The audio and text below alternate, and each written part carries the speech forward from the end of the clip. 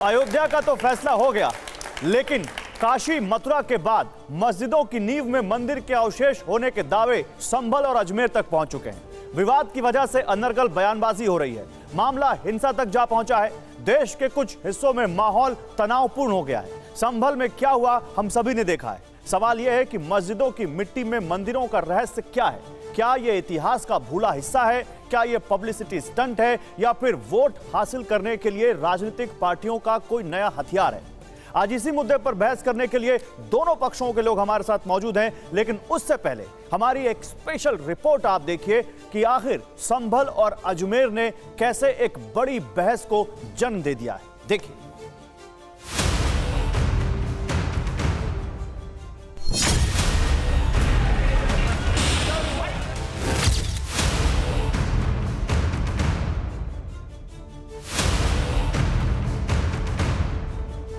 कैसे लग गई?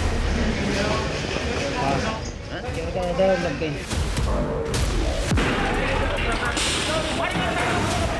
इस साल जनवरी में जब अयोध्या में राम मंदिर में प्राण प्रतिष्ठा हुई तो हिंदुओं का 500 साल पुराना सपना भी साकार हुआ।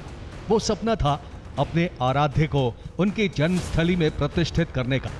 वो सपना था अयोध्या में मर्यादा पुरुषोत्तम राम के दिव्य दर्शन का। राम मंदिर पर जब सुप्रीम कोर्ट से फैसला आया तो माना गया कि देश में अब मंदिर मस्जिद विवाद सुलझ गए हैं और अब ऐसे मामले सामने नहीं आएंगे। लेकिन काशी मथुरा का मुद्दा तो गर्म हुआ ही। बीच बीच में चर्चा में आते रहे धार का भोजशाला, कुतुब मीनार परिसर में कुव्वत उल इस्लाम मस्जिद, ताजमहल को तेजो महालय साबित करने के दावे और हाल के कुछ दिनों में सुर्खियों में आए संभल अजमेर के मुद्दे। मस्जिदों के नीचे मंदिर खोजे गए तो बवाल भी हुआ। यूपी के संभल में पिछले हफ्ते हिंसा हो गई। 4 लोगों की जान चली गई। तनाव इतना बढ़ गया कि संभल को छावनी में तब्दील करना पड़ा। ये तब हुआ जब संभल की जामा मस्जिद के नीचे हरिहर मंदिर होने का दावा किया गया। निचली अदालत ने सर्वे का आदेश दिया तो 24 नवंबर की सुबह सर्वे टीम पहुंची और उसके बाद हिंसा भड़क उठी। ये पृथ्वीराज चौहान का मंदिर था, हरिहर मंदिर। उनकी ये राजधानी थी संभल, पहले राजधानी थी संभल। ये मंदिर उनका विशेष मंदिर था। ये उसमें रोज नित्य प्रति रोज पूजा करते थे। ये बेबुनियाद है और ऐसा कुछ नहीं हुआ है। ये फिरोज शाह तुगलक के टाइम की पीरियड की मस्जिद है और जो समय समय पर ये रेनोवेट होती है। संभल में तनाव बरकरार है, लेकिन अजमेर में भी हिंदू मुस्लिम वाला धर्म युद्ध छिड़ा। हिंदू सेना की ओर से अजमेर की सिविल कोर्ट में याचिका दायर की गई और कहा गया कि अजमेर शरीफ दरगाह असल में संकट मोचन महादेव का मंदिर है।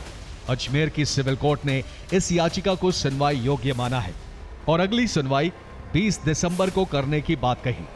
ठीक है, बेसलेस है। ये न्याय प्रक्रिया के अंदर जो उन्होंने कोर्ट के अंदर किया है, इसका जवाब मैं स्ट्रांगली कोर्ट में ही दूंगा। यहाँ मुगलों के आने के पहले या मुस्लिमों के आने के पहले जब हिंदुत्व स्थापित था तो सारे मंदिर थे। मंदिर मस्जिदों के विवादों ने भारतीय समाज में नई बहस छेड़ दी है। सवाल है कि क्या मस्जिद के नीचे मंदिर ढूंढने की मांग सही है? इन मामलों का आखिर समाधान क्या है? क्या धार्मिक स्थलों को सामुदायिक सौहार्द और शांति के प्रतीक के रूप में नहीं देखा जाना चाहिए, या फिर ऐसे मामलों में ऐतिहासिक प्रमाणों के आधार पर कोर्ट और पुरातत्व विभाग के तथ्यों का सम्मान करना चाहिए? तो संभल की जामा मस्जिद और अजमेर शरीफ दरगाह से जुड़े विवाद भारत की विविधता के साथ साथ चुनौतियों को भी दिखाते हैं। एक तरफ है देश की गंगा जमुनी तहजीब और दूसरी तरफ है इतिहास का बोझ। और शायद इसीलिए संभल से लेकर अजमेर तक मंदिर, मस्जिद, दरगाह सुर्खियां बन रहे हैं। देश के सांप्रदायिक भाईचारे को बनाए रखना हम सब की जिम्मेदारी है, लेकिन अदालतों में भी ऐसे मामले हैं जो मस्जिदों में मंदिरों की खोज में जुटे हैं। अजमेर और संभल का मामला भी ऐसा ही है। आइए आपको सुनाते हैं कि अजमेर और संभल विवाद पर AIMIM के अध्यक्ष असदुद्दीन ओवैसी और केंद्रीय मंत्री गिरिराज सिंह ने क्या कहा, सुनिए। नेहरू से लेकर जितने प्रधानमंत्री बने वो वहां पर चादर भिजाते हैं। आप बताइए क्या करना चाह रहे हैं लोग? आखिर क्यों इतनी नफरत पैदा कर दिए बीजेपी RSS वाले मस्जिद दरगाहों के ताल्लुक से? प्रधानमंत्री नरेंद्र मोदी खुद चादर भिजाते हैं। आप बताइए उस पर क्या बोलेंगे वो। उन्होंने मिनिस्ट्री ऑफ माइनॉरिटी अफेयर्स को पार्टी बनाया, तो नरेंद्र मोदी की सरकार उसको बोलेगी कि वो दरगाह है ही नहीं है। हमारा काम है, किसी हिंदू ने अगर याचिका दायर की और कोर्ट ने अगर सर्वे के लिए आदेश दिया है तो इसमें दिक्कत क्या होनी चाहिए। ये सत्य है कि जब आक्रांता आए थे मुगल तो हमारे मंदिरों को तोड़ा था। अब आप कहेंगे कि कितने मस्जिदों पर आप ये बोलेंगे। और देखिए इस पर एक बड़ा पैनल, जैसा कि मैंने आपको कहा, पक्ष विपक्ष के लोग हमारे साथ हैं, तो जल्दी से आइए आपको उनका आपसे परिचय कराते हैं। मेरे साथ डॉक्टर ओम जी उपाध्याय हैं, आप निदेशक हैं Indian council of historical research के, आपका बहुत स्वागत है। मेरे साथ विष्णु शंकर जैन हैं, अधिवक्ता हैं, संभल मामले में भी पैरवी कर रहे हैं, इनका भी जोरदार तालियों से स्वागत कीजिए। मेरे साथ अमितोष पारिक हैं, वीएचपी से हैं। मेरे साथ साध्वी प्रज्ञा भारती थोड़ी देर में जुड़ेंगी। लेकिन दूसरी तरफ हमारे साथ डॉक्टर तस्लीम रहमानी हैं, प्रोफेसर जुनैद हैरिस हैं, सैयद जवाद हैं और एडवोकेट कामरान मलिक हैं, इनसे भी हम बात करेंगे। और अशोक कुमार पांडे, लेखक और इतिहासकार, और जस्टिस जकी उल्लाह खान, पूर्व जज इलाहाबाद हाईकोर्ट, ये भी हमें ज्वाइन करेंगे। आप सभी का स्वागत है। लेकिन शुरुआत विष्णु शंकर जैन आपसे। बहुत आपने बातें रखी हैं संभल में, अजमेर में, ज्ञानवापी के मामले में। मेरा एक मूल सवाल है, क्यों बाढ़ आ गई है ऐसे मामलों की जहां मस्जिद के नीचे मंदिर ढूंढे जा रहे हैं?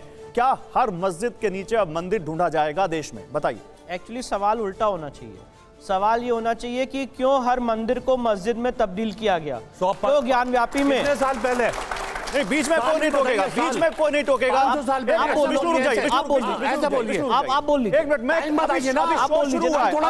शुरू हुआ है, बहुत अच्छी बात हुई है, बीच में लोगों ने टोक दिया तो मैं क्लियर कर देता हूँ। आप बोलिए मलिक साहब, और आप सभी लोग बता रहे हैं, प्लीज रुकिए। नहीं, आप बोल लीजिए। एक मिनट, टाइम नहीं बता, एक मिनट रुकिए, अभी शो शुरू हुआ है।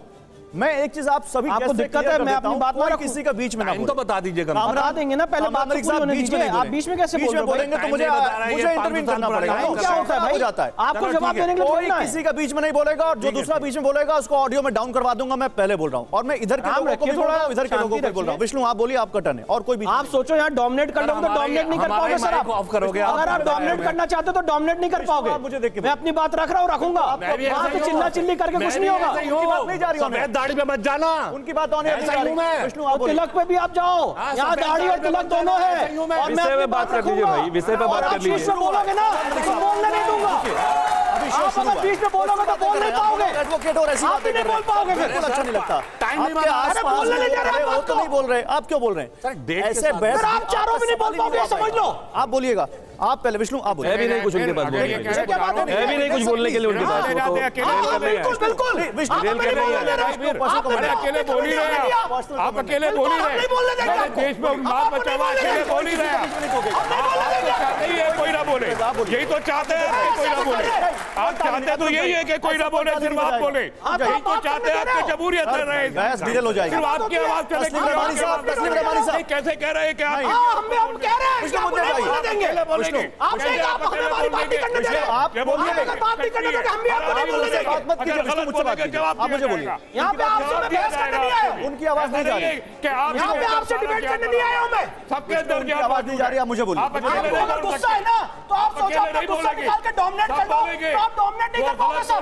हम अपनी बात रखेंगे बात। आप अकेले बोलने वाले नहीं है। आप मुझे देख के बोलिए, विष्णु आप मुझे देख के दूसरे लोगों के पास आप उनको चुप कराइए ना, आवाज नहीं जा रही होने, नहीं जा रही होने, माइक डाउन उनका माइक डाउन कर दीजिए पीसीआर, इनकी आवाज आएगी कोई। आप बोलिए, मुझे देख के बोलिए।